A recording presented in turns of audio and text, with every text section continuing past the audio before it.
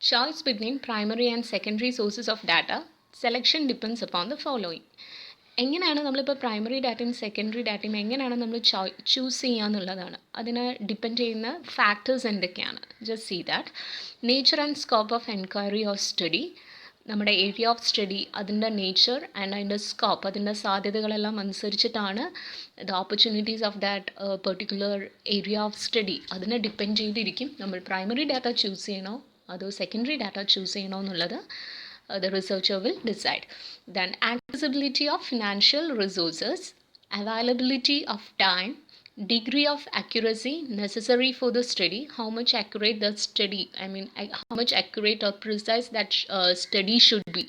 According to that we will choose primary and secondary data. Primary data ആകുമ്പോൾ കൂടുതൽ accurate ആയിരിക്കും because the researcher is going to that particular field and he is collecting directly from that area, right? അപ്പോൾ അതിന് accuracy കൂടുതലായിരിക്കും. Already ആരെങ്കിലും എഴുതി വെച്ച കാര്യമല്ലാതെ നമ്മൾ തന്നെ പോയി നമ്മൾ ഒബ്സർവ് ചെയ്ത് കാര്യങ്ങൾ കണ്ടുപിടിക്കുമ്പോൾ we know that it will be more accurate. So the degree of accuracy എത്ര വേണം നമ്മുടെ area of study അതിനനുസരിച്ചിരിക്കും that we want to choose the primary or the secondary data.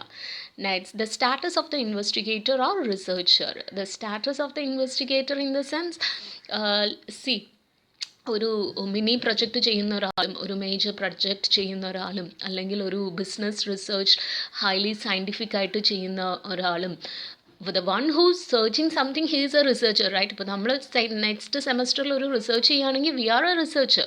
പക്ഷേ നമ്മുടെ സ്റ്റാറ്റസ് എന്താണ്? And what will be the status of A scientist?